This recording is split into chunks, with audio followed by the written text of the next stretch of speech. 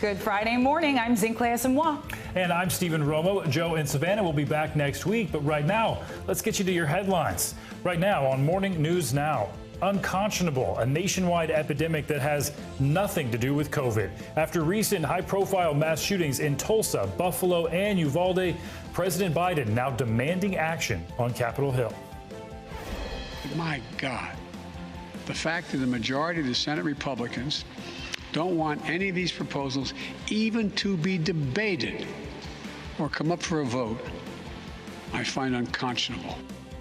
More on the specific policy changes President Biden is proposing and the status of negotiations on Capitol Hill. Her story, it's a celebration fit for, well, a queen. The lavish, history-making Platinum Jubilee kicked off in style yesterday for Britain's longest reigning monarch, Queen Elizabeth. And more ceremonies and celebrations planned for today, this weekend as well. We'll tell you why she's decided to skip today's festivities and who's taking her place instead. And this morning, can you spell drama? A controversial and nail-biting end to the Scripps National Spelling Bee yesterday. The spell of squabble that landed one Texas 8th grader with that top prize. And of course, Weekend Warriors. If it's Friday, you know we've got the latest and greatest and can't miss content for your weekend of pleasure, including a Pride Month celebration that spans modern history and a 12-carat toothache from Post Malone. 12-carat toothache? Yeah, I want to hear about that one. I'm curious to hear more. Yeah, I want to know where that one's going. We'll have to find out. We do begin this hour, though, with President Biden addressing the nation about the need for stronger gun laws in the wake of deadly mass shootings. That's right. Biden laid out his plan for gun reform in a fiery speech last night. NBC News Chief White House correspondent Kristen Welker has more. Good day to you. You could hear the anger in the president's voice as he called on Congress to pass new gun laws. To make his case, the president cited data from the CDC, which shows guns are now the #1 killer of children nationwide. He urged lawmakers to meet the moment and called Republican opposition to new laws unconscionable, warning inaction now will cost lawmakers at the ballot box.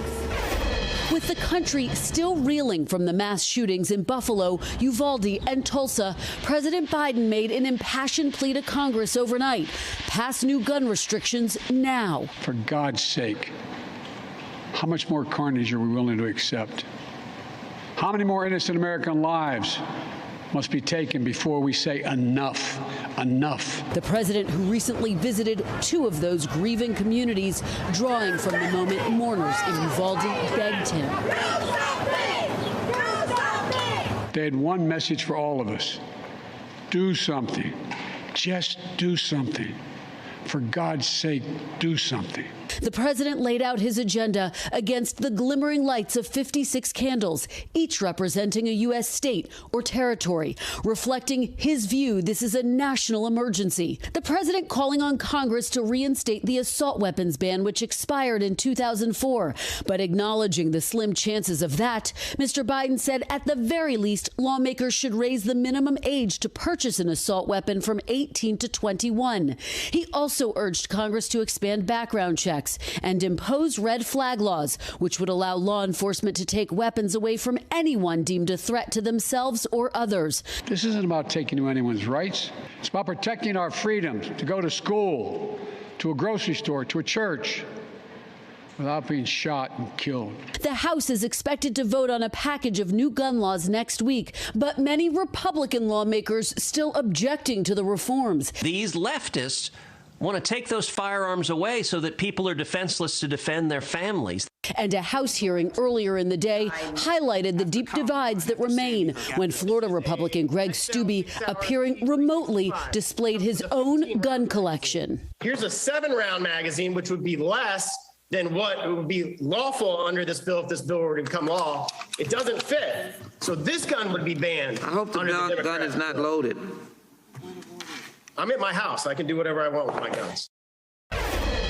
The president also called on lawmakers to address the mental health crisis. That's something that Republicans say is really at the root of the issue. So where do these talks stand? Well, there's a bipartisan group of senators who've been quietly negotiating gun reforms. And while both sides have expressed measured optimism, the reality is there's still deep skepticism there will be sweeping changes. However, there may be some common ground on areas like red flag laws and background checks, but it's still uphill. Important reporting, Kristen Welker. Thank you. Turning now to Tulsa, we're learning new information this morning about what led a gunman to start shooting in a doctor's office at a medical facility there, killing 4 people. NBC News correspondent Blaine Alexander has been following this story, and she joins us now. Blaine, good morning to you.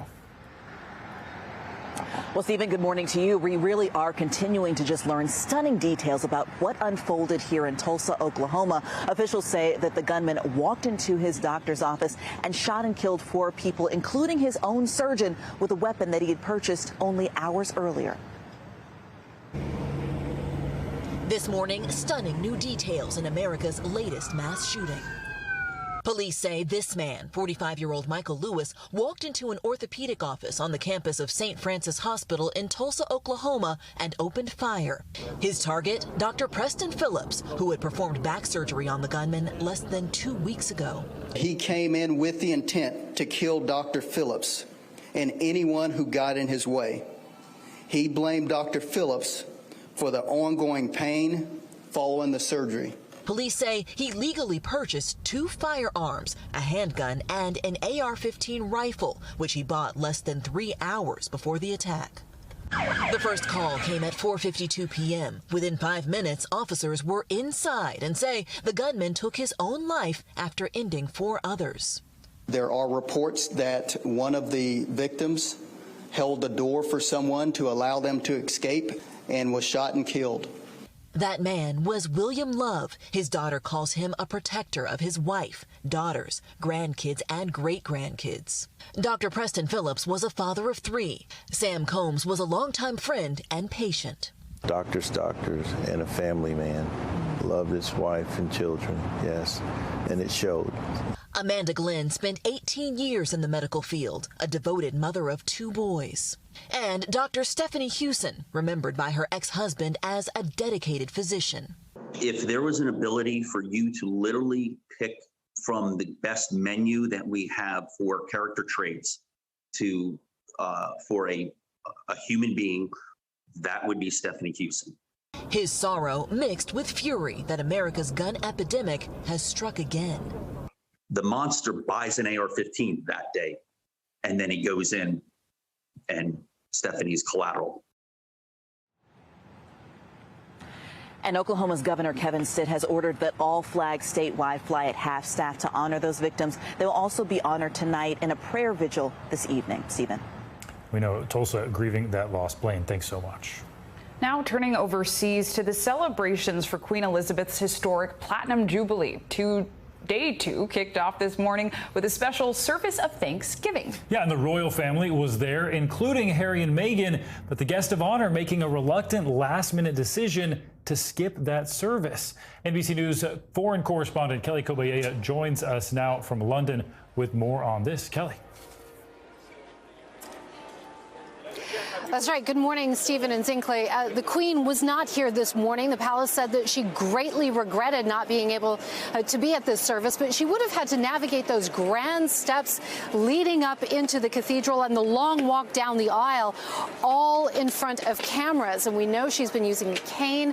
She's had mobility issues. So instead, she chose to watch the service on TV from her home in Windsor Castle while her family put on a united front. This morning, the royal family gathering for the Jubilee's service of Thanksgiving, going ahead without the Queen. The monarch is resting in Windsor after experiencing discomfort on the first day of celebrations. Prince Charles stepping in one more time, leading tributes at London's St. Paul's Cathedral, joining in hymns and prayers, a show of unity for their frail Queen.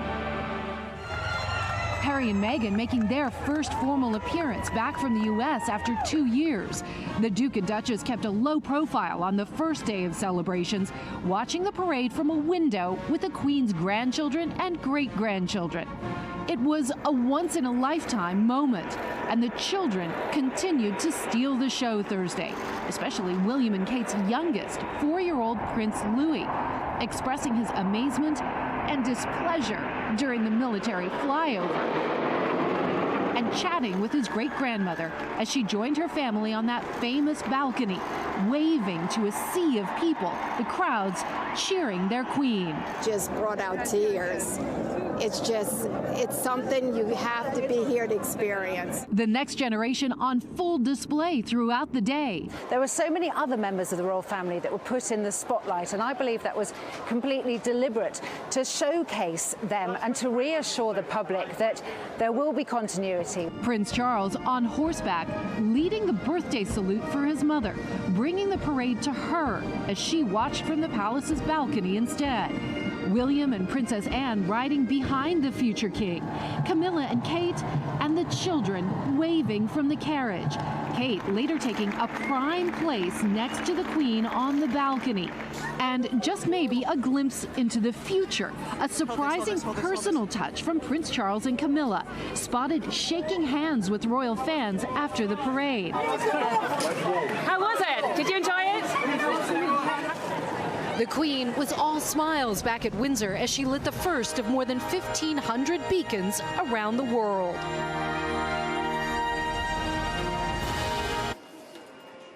And at the service this morning, the Archbishop of York at the service addressed the Queen directly, really, referencing her love of horse racing. He said, "Your Majesty, we're sorry you're not with us this morning in person, but you are still in the saddle, and we are all glad that there is still more to come." And there is a lot more to come over the next 48 hours or so. Big star-studded concert, street parties, a parade on Sunday.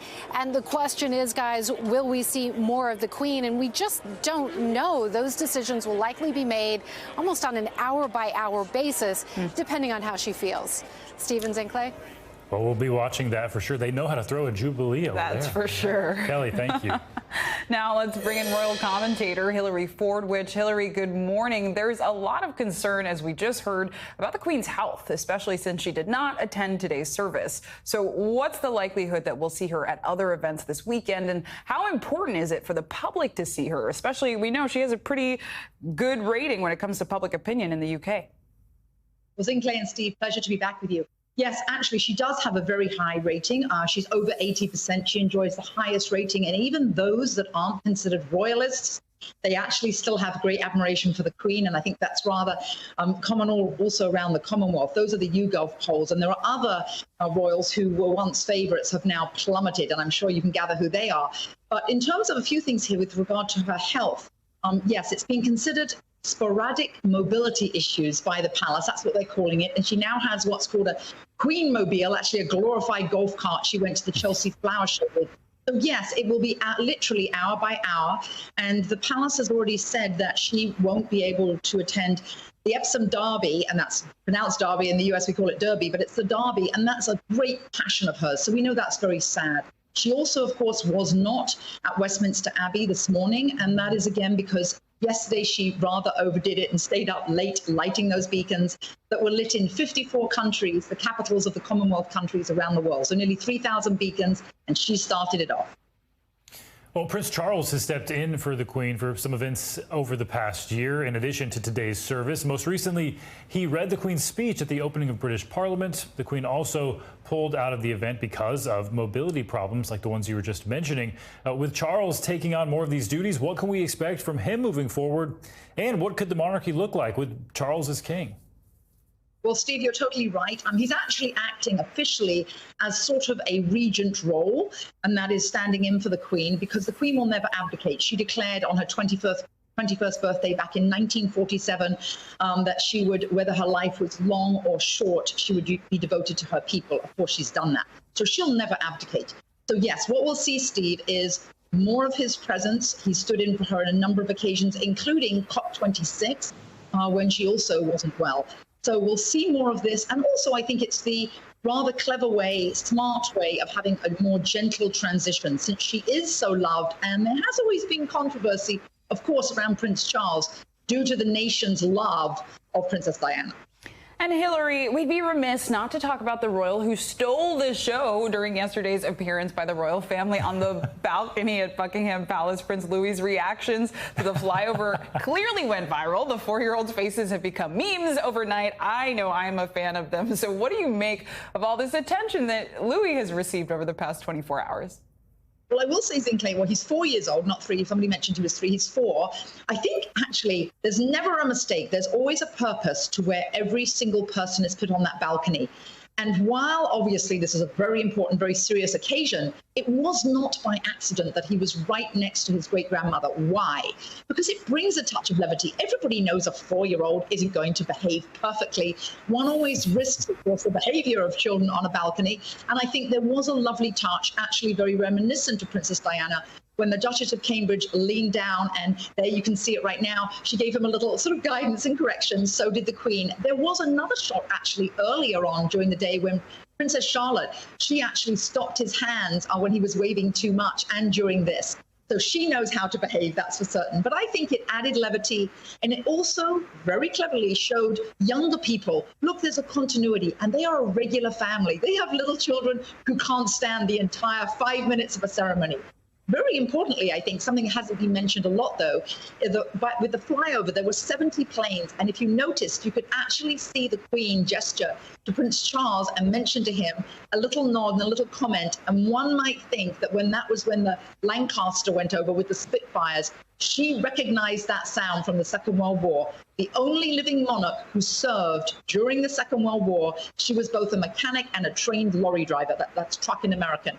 So she really does give us the link between when her first prime minister was Winston Churchill, and she was there with Truman, a long time serving for her nation and Commonwealth. Wow. A long time serving and a long resume. Hillary Fordwich, thank you so much. All right, let's get a check at your morning news now. Weather. Michelle Grossman joins us now. Good morning, Michelle. Good morning to you both. Happy Friday. And we are watching the tropics once again because we're looking at our next tropical storm. It's not quite a tropical storm yet, although it has tropical storm force winds at 40 miles per hour. The hurricane hunters were in there. They just didn't see that closed circulation, but we will most likely later on this afternoon. Here is the latest stats, 40 miles per hour. You only need 39 mile per hour wind gusts to see a tropical storm. And again, we're going to see that later on today. Moving to the northeast at 6 miles per hour. It's impacting parts of Florida right now. Light stuff, so you can get some stuff done this morning, and then we're going to see it picking up in intensity later on today. Also impacting western Cuba. We could see some landslides, some mudslides, and also some life-threatening flash flooding. Now we're looking at the potential for some flash flooding too in central and southern Florida. We do have tropical storm warnings. You can see where the orange is. So for portions of central and southern Florida, the Keys, and also the Bahamas, the big story with this storm isn't going to be the winds, although we'll see winds gusting to 50, 60 miles per hour. We'll see some severe weather, some thunderstorms, even the chance of an isolated tornado or two. But the big story will be the torrential downpours and localized flooding. So as we go throughout time here, the forecast track, by tomorrow morning, we're going to see the moving over parts of Florida. So we're going to see the rain picking up later on this evening into the nighttime hours, into Saturday, and then it's out of here by Sunday. So it's a quick hitter, but it's going to bring a lot of rain. It could bring up to 12 inches of rain in some spots. This is your rainfall forecast where you see those darker colors. So central Florida, down south, where the darker colors kind of translate to heavier rainfall. So 7 inches in a lot of spots, but we could see isolated amounts of 10 to 12 inches. For the rest of the country here, we're looking at severe weather in the central and high plains. That's where you see that red there on the map. We could see some localized flooding, winds gusting up to 60 miles per hour. Could see some hail and a few tornadoes there. A cool rain in the Pacific Northwest into the Intermountain West. A really nice day in the upper Midwest. A cool breeze with temperatures in the 70s. Lots of sunshine through the Ohio Valley, the Great Lakes, into parts of the Northeast once we get rid of some of this wet weather this morning, and we're looking at some showers in parts of New England. Then as we go throughout the weekend here, another cool day of cool breezes in the upper Midwest. We do have showers continuing in the Intermountain West and also parts of the Northwest. Otherwise, tropical downpours, that's going to be the big story tomorrow in parts of central and southern Florida. So it's going to be a really soggy day tomorrow. Looking at some showers continuing in New England, but a really nice day throughout the Mid-Atlantic, and temperatures actually right around average, if not below average, in the Mid-Atlantic and parts of the Northeast. It's starting to get warm in the south central states into the upper 80s and 90s, but look what what happens on Sunday. We're looking at temperatures climbing into the 100s, so 100 degrees in the south central parts of Texas. Also, showers and storms continue on Sunday into the Pacific Northwest, and a warm and sunny day into New England. So talking about those temperatures, we're looking at temperatures mainly in the 70s and 80s. We were so warm all week long. We're closer to average today. D.C. right around average at 83. Cleveland, same story. Temperatures in the 70s in Chicago. St. Louis in the 80s, as well as Nashville into Atlanta. Now, tomorrow, it's going to be a cool one in Philadelphia, just temperatures in the upper 70s, Boston 73, 68 degrees in Rochester, and we're looking good too in terms of the temperatures in Minneapolis and also Chicago. I hope you guys both have a great weekend. You too, Michelle. Thanks for keeping us posted all week. Now, with breaking news overnight in Texas, a 3-week-long manhunt has ended after an escaped inmate was killed in a shootout with police. Authorities say he was suspected of killing a family of 5, including 4 children, Thursday while he was on the run. NBC News correspondent Morgan Chesky joins us now with the latest. Morgan, good morning. Sinclair, this was a dangerous man, but authorities say that 46-year-old Gonzalo Lopez is now dead after a 3-week-long manhunt that began when he took over a prison bus, then disappeared. It started a massive manhunt that ended with authorities capturing one of the state's most wanted criminals. Overnight, a 3-week statewide manhunt in Texas coming to a dramatic end. Gonzalo Lopez has been captured and is deceased. Escaped inmate Gonzalo Lopez, armed with an AR-15 and pistol, shot and killed by officers near San Antonio. Just hours earlier, officials announced the 46-year-old convicted murderer was the prime suspect in 5 new murders. There is some information for us to lead to believe that Gonzalo Lopez was the individual that broke into that residence and committed these murders. His escape had launched one of the biggest manhunts in recent state history. Authorities say they went to a home in Leon County between Dallas and Houston Thursday after a call from a concerned relative and discovered the bodies of 1 adult and 4 minors. Police saying Lopez used the family's white Chevrolet Silverado as his getaway car. That same Chevy pickup later spotted more than 200 miles away in Jordanton. Lopez crashed out and decided to engage law enforcement officers, and those officers very swiftly shot and killed Lopez, bringing this whole ordeal to an end. Lopez, who had ties to the Mexican mafia, had been on the run since May 12th, when authorities say he escaped from a prison bus, stabbing the driver and then driving the bus a short distance before losing control. Police say this cell phone video captures the chaotic scene. The suspect later fleeing on foot, running into the woods. Lopez had a long criminal history and was serving life in prison for convictions of capital murder, aggravated kidnapping, and attempted capital murder. By the time he was killed, authorities were offering up to $50,000 in exchange for any information leading to his arrest. And authorities stressed that today that family of 5 had no connection to Lopez. They're not identifying them at this time, but they do say they are a Houston family who was at that home as a weekend getaway. Sinclair? Morgan Chesky, thank you so much. Turning now to the war in Ukraine as we mark 100 days today since the Russian invasion started. There's still no sign of hostilities ending anytime soon. The bleak milestone marked by significant advances by Russian forces who have nearly taken over yet another city in the east. NBC News chief foreign correspondent Richard Engel brings us the latest. These last 100 days have changed Ukraine, united the West, united NATO. But after initial successes on the battlefield, Ukrainian troops are now fighting to hold this country together.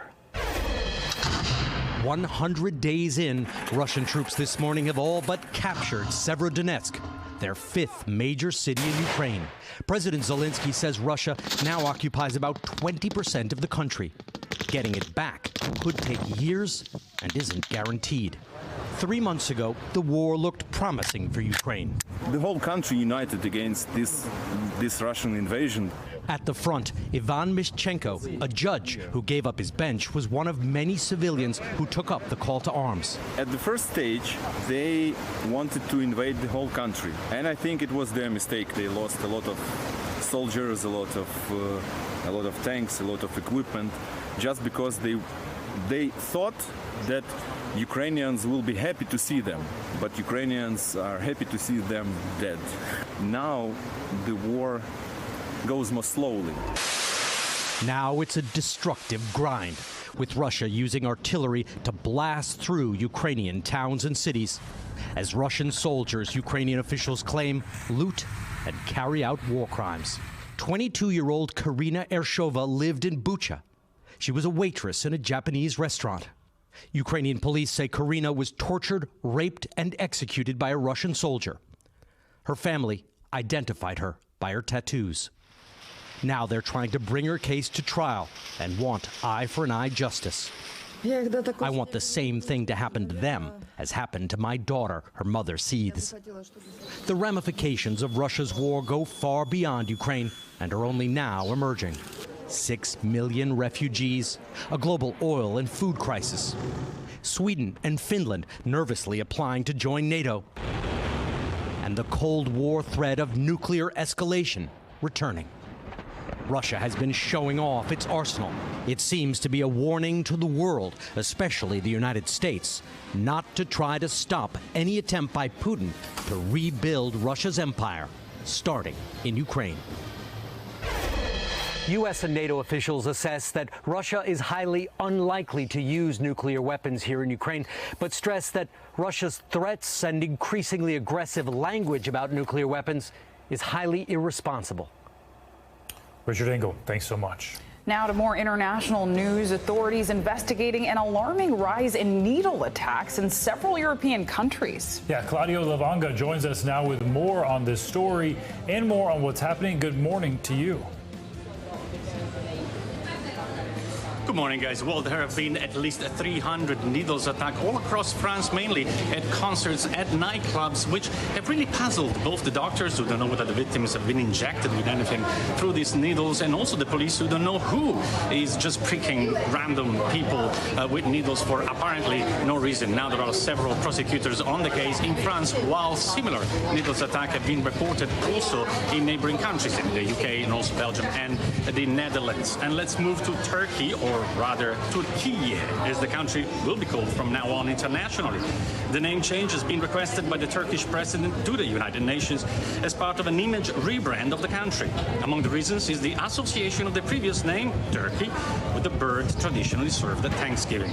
And let's end this short tour of the world in Iraq, where archaeologists discovered the ruins of a 3,400-year-old lost city. Settlement, complete with a palace and a fort, was found at the bottom of the Mosul Dam after extreme drought earlier in the year brought water levels to a minimum, where researchers had to rush, as you may expect, guys, to just excavate the rest of whatever was left of the ancient city before the dam was refilled. Back to you. Amazing, Claudio. Thank you. And who knew even countries want rebrands sometimes? Very cool. Welcome back. And now to the stunning aftermath of that verdict in Johnny Depp's court battle with his ex-wife Amber Heard. A jury handed Depp a victory in his defamation case. That's right. Heard's attorney believes the social media frenzy surrounding the trial may have influenced the outcome. NBC News correspondent Miguel Almaguer has more on this. It was a sweeping victory for Johnny Depp, but the jury also awarded Amber Heard $2 million, saying she too was defamed. Now her case is moving forward with an appeal. Johnny Depp and his legions of fans basking in his victory, while Amber Heard plans to launch an appeal after the jury in their trial found Heard defamed Depp in a 2018 Washington Post op-ed and ordered her to pay over $10 million in damages. The jury also awarded Heard $2 million in damages, ruling that she was defamed in one instance by a statement from one of Depp's lawyers. But that seemed cold comfort for Heard. Her attorney telling Savannah the media furor surrounding the trial must have reached the jury, which wasn't sequestered. They went home every night. They have families. The families are on social media. There's no way they couldn't have been influenced by it. Social media siding overwhelmingly with Depp from the start. On TikTok, the hashtag Justice for Johnny Depp now has nearly 20 billion views, while the hashtag Justice for Amber Heard has 77.5 million. And a Change.org petition to remove Heard from Aquaman 2 has gained over 4.5 million signatures. Heard's attorneys say she was demonized. They commissioned a report to look into the authenticity of the social media onslaught. In the report, not verified by NBC News, the researcher says he found 300 fake Twitter accounts and that it doesn't take a large number to manipulate the conversation. Targeting her, putting out Amber Heard as an abuser, Amber Heard as a liar. And at the same time, those same accounts were amplifying positive stuff about Johnny Depp. Since the start of the trial, Depp's team has denied any coordinated effort, saying support for Depp is organic and unpaid for. One undeniable truth, the unprecedented social media explosion, setting a new stage for trials. And for Amber Heard, there is a lot on the line. Her attorney says she cannot afford to pay the more than $10 million in damages she's been fined. Guys, back to you. Miguel, thanks for that report. We're back with breaking news. The May jobs report has just been released by the Labor Department. NBC News technology correspondent Jake Ward joins us now. Good morning, Jake. Let's just jump right in. What are these numbers and what do they tell us? Well, at this point, Zinkley, we're talking about a rise of about 390,000 people employed in May, according to these new numbers from the Bureau of Labor Statistics. That means that unemployment essentially remains unchanged at about 3.6%. That's a record low. It is incredibly low, the numbers we're looking at. We haven't seen numbers like this since 1969 when it comes to just how many jobs are available in America. The thing is, what we're seeing here, though, is a number of patterns that have experts worried, because we have people really at the bottom of the economy suffering the most when it comes to trying to staff positions, small businesses having a very difficult time here. But we are seeing, in terms of these gains, an increase, as I say, of about 390,000 jobs, led by leisure and hospitality, some professional services. But here's an important thing to note. We're still about a half a percentage point below where we were in February 2020 before the pandemic began. An important note there. And Jake, is this latest report any indication of what we can expect to see over the summer months? Well, here's the strange thing about it. We would expect to see a big rise in leisure and hospitality employment here, and we've seen some increases, but there's something just sort of changed here. I mean, essentially, think about it this way. We have about 11 million jobs going unfilled at the moment. That's an incredible number, and yet about 5 million people report that they want a job and cannot find one. And so there's just something strange in that number. And when we look here at the combination of low unemployment and high inflation, unfortunately, in the past, that has historically predicted a recession. And so that's bad news overall for the economy. Yeah, Jake, there is a strange dichotomy there. And we've reported on these challenges, right, that employers are facing. They're struggling to fill job openings. So how much more difficult will it be now that the summer travel season is underway and people are, on breaks and on vacation? This is really the thing, right? We need these jobs, simply, in part, just to get through the summer in the way we would want. We spoke to the Parks Commissioner in Philadelphia, who's having a terrible time filling jobs for lifeguards. She described just how important that is, not just as a way of getting the pools to function, but how important it is to the community. She says it's just so strange as compared to what they've seen in the past. Have a listen. Quite frankly, we've never had these kinds of challenges in the past. People who have come back and worked for us for 20, 30 years are not coming back. We keep hearing from folks that we talk to, Taco Bell's offering $21 an hour, or Targets are offering $18 an hour. And, that's inside in the air conditioning all summer with a discount. Now, meanwhile, we're looking at the top end of the economy. You have people like Elon Musk announcing that he's eyeing the potential of reducing his workforce at some companies by about 10%. You have companies like Amazon and Uber announcing hiring freezes. So very different pictures at the top and the bottom of the economy here, you guys. All right, Jake Ward, thanks so much for that update. Now for some more financial headlines, starting with Apple introducing flexible work schedules and other perks for store employees across the U.S., attempting to head off a nationwide unionization push. CNBC's Silvana Henao joins us now with more on the financial news. Good morning, Silvana. Hey guys, good morning. Yeah, so Apple will make schedules for workers at its retail stores more flexible amid a union push by employees. Bloomberg reports Apple is telling staff at some stores the changes will take effect in the coming months. They include extending the minimum amount of time between shifts from 10 to 12 hours. Last week, Apple said it would raise pay for U.S. employees to at least $22 an hour. Walmart will open 4 new fulfillment centers in the U.S. over the next 2 years.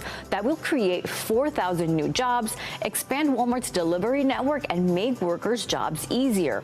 Walmart says the new centers in Illinois, Indiana, Texas, and Pennsylvania could provide next and 2-day deliveries to up to 75% of the population. They'll be equipped with new technology to cut the number of steps in processing orders, double storage capacity, and the number of orders processed per day. California regulators have approved the state's first robo-taxi service. Cruise, a self-driving vehicle startup that's owned by General Motors, has scored a permit to offer its service to paying riders in San Francisco without a human safety driver behind the wheel. Cruise was already providing rides to the public in the city, but it hadn't required passengers to pay a fare. Other rivals, including Google's Waymo, are still testing driverless vehicles in San Francisco, guys. Wow, driverless vehicles. Yeah. I don't know if I would ever get in that car. Same. Interesting all the same, Zolana. Yes. Thank you so much. You got it. All right, now to the twists and the turns. It was a historic ending at the Scripps National Spelling Bee. That's right. A 14-year-old beat out more than 200 other spellers last night after the Spelling Bee's first ever spell-off tiebreaker. We should do a spell-off one day. That sounds kind of fun. Today, co-host Hoda Kotb has the exciting recap. Harini, you are the 2022 Scripps National Spelling Bee champion. A sweet victory for Harini Logan, winning the first ever spell-off at the Scripps National Spelling Bee. This is just such a dream, and wow, I'm just overwhelmed. The tiebreaker gives final contestants just 90 seconds to spell as many words correctly as possible. Parison. P-A-R-I-S-O-N. Eczema. E-X-E-I-M-E-R. 14-year-old Harini spelling 21 words right in the lightning round. G-L-O-C-A. That tally enough to defeat 12-year-old Vikram Raju, who spelled 15 in the same amount of time. P-O-G-G-E. Pause. That is correct. Thank you. 234 students ages 7 to 15 showed off their dictionary skills this week. Ostmark. Bavete. Corrine. That is correct. All hoping to avoid hearing that dreaded sound. Your word is Bastille. Also included a tricky multiple choice word meaning round, stumping 5 finalists. Harini almost didn't make it past this stage. C, the nesting of mating birds. I'm sorry. Eliminated for giving this answer to define the word pullulation. But the judges ultimately changed their minds. The answer that you gave could be construed as correct, so we're going to reinstate you. And in the end, the pressure never stopped Harini, later moving on to that lightning round where she triumphed. Moorhen. M-O-O-R-H-E-N. The 8th grader from San Antonio earning the W-I-N. I just had to take a deep breath and tell myself that I just go out there and do my best. Our THANKS, thanks to Hoda Kotb for that report. I'm so intimidated by those kids. Wow. Welcome back, and a spoiler alert to Star Wars fans. He's back. The iconic voice James Earl Jones as Darth Vader returns in the 3rd episode of the new Disney Plus series ObiWan Kenobi. The 91-year-old actor voiced the classic villain Darth Vader in the original Star Wars trilogy movies that first premiered in 1977. ObiWan Kenobi, which began airing last weekend, takes place 10 years after Star Wars Revenge of the Sith, and my favorite Star Wars, by the way. And he reprises many members of the film's original cast, with Ewan McGregor returning as a young Obi-Wan. James Earl Jones' inclusion in the new streaming service had not been previously announced, so it came as a pleasant surprise to so many fans. And it sounds like you're one of those fans, and clearly the force is with James. So. Oh my gosh, it is. I actually heard a clip without James Earl Jones' voice as Darth Vader. It is not the same. Not the same. It's different. All right. Thank you, Stephen. And now, often many of those who struggle with mental health challenges do so without you even knowing. Peloton instructor Kendall Toole is one of those people. She's been coping with mental illness her entire life. On the surface, the 29-year-old California native appears to be living her best life, but underneath it all, a journey of struggle. Today's show co-host Carson Daly brings us her story. Hello. Hello. You're not kicking my ass today. So good How are you? Good. How are you? It's so good to see you. Kendall, it's so great to be with you. Thank you so much. You're not yelling at me? I know. You're not screaming at me? Come on, Fatso, get up. In a loving way. It's a motivational way. Kendall Toole has been a popular Peloton instructor for the last 3 years. She's energetic, empowering, and fierce. You have enough. You are all that you need, and you have it right now. But it was her mental health story that caught my attention. I was presenting as, oh, I'm this bubbly Californian Peloton instructor who, you know, has this positive energy all the time. Right. And I knew behind the surface, I was like, I'm not doing a service here if I don't talk about what's really happening. I'm going to tell the world I have anxiety and depression. Were you worried about your job or what Peloton thought of that or what your riders think of that? My sharing my story was something that they backed, and the response was overwhelmingly positive. Kendall was diagnosed with obsessive compulsive disorder when she was only 10 years old. I could not be barefoot. Okay. I had to wash my feet a certain amount of times. These obsessive thoughts that I would have, that if I didn't complete these tasks, something bad would happen. Studies suggest 1 in 5 American adults experience mental illness. On the surface, this bubbly California girl was thriving, a straight-A student, cheerleader, beloved by friends and family. But underneath, she was suffering in silence. How would you define your mental health in college? I was comfortably numb in college. I progressively could front and put my mask on that I was happy and thriving, and behind the scenes, I was slowly losing the color out of my day, would be the best way to put it. The anxiety and depression was really starting to come in at that point in time. Kendall, I mean, as somebody, I suffered in silence for like decades, and like I know what that's like. It's so much work to hide this whole thing from other people. Yeah. That's exhausting. It is. Senior year at USC was a turning point in Kendall's life. How bad did it get for you? It got rough, and I just felt nothing. 8 years ago on Thanksgiving, she was seconds away from ending it all. Kendall describes the chilling moment standing on the edge of her roof. I walked up onto the rooftop of the building, put my phone on silent, and got to the edge. Wow, literally. What kept you from going through with it? All of a sudden, and it's so hard to describe this, it was like a flash. I had a vision of like my family breaking apart. Right. It would have hurt the people that I love the most. And I look at my phone and my mom had called me 15 times. You looked down and you had a bunch of missed calls. 15 missed calls, 12 text messages. What's wrong? No way. She knew. And that took me aback. Call it mother's intuition. Her mom knew something was wrong. And I picked it up and I started crying. I'm like, I need you to come pick me up. Kendall says the next few months were a blur, and she fell into a deep depression. But this time, it was her father who pulled her out of it. He came up to my room. He's like, I know this is knocking you down, but we will not let this knock us out. It's a familiar phrase. Kendall ends her Peloton classes with those words from her dad. They can knock you down, but they never knock you out. If I can remind one person that their life is worth it, that is a moment in a journey, that is a knockdown, that is not a knockout. It's something that is going to help so many millions of people like us. Like we're a part of this, you know, anxiety society, as they might call it. Yeah, you know, I have these conversations every day. People come up to me and they're just like, yo, thank you. I see it. you. Yeah. A friend encouraged her to box, which gave her peace and power.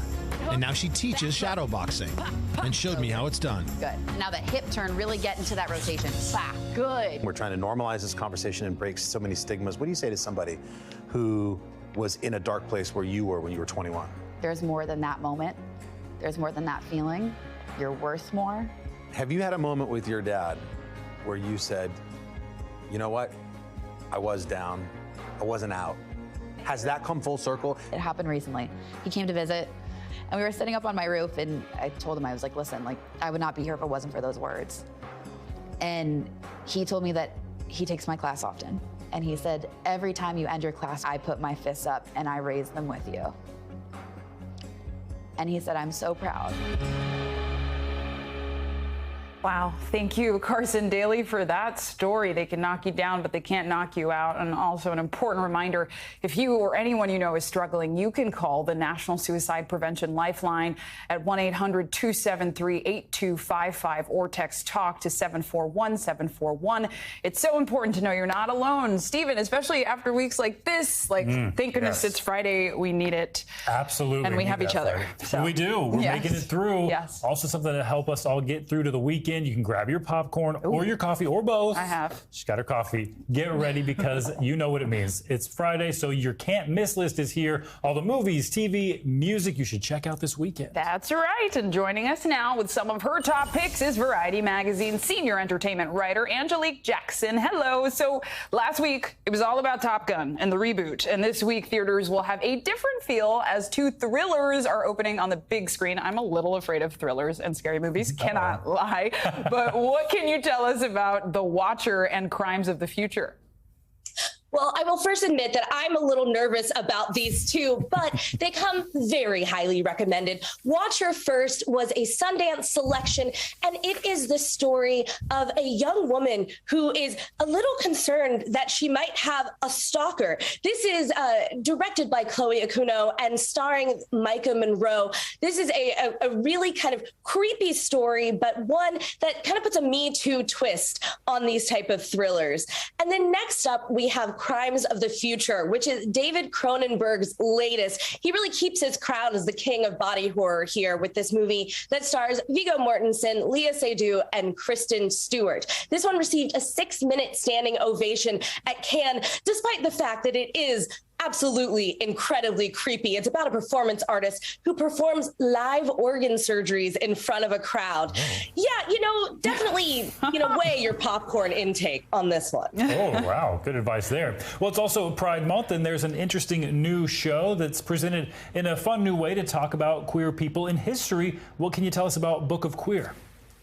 Yes, Book of Queer launched on Discovery Plus just yesterday, and it is a 5-week docuseries that shares these kind of humorous stories about queer history. The first episode, opens with Abraham Lincoln. It's pretty rare that you'll see a singing, dancing Abe in red, white, and blue boxer briefs and an off-the-shoulder white sweater dress. But this is the way that we're presenting history and learning that, it's not always straight.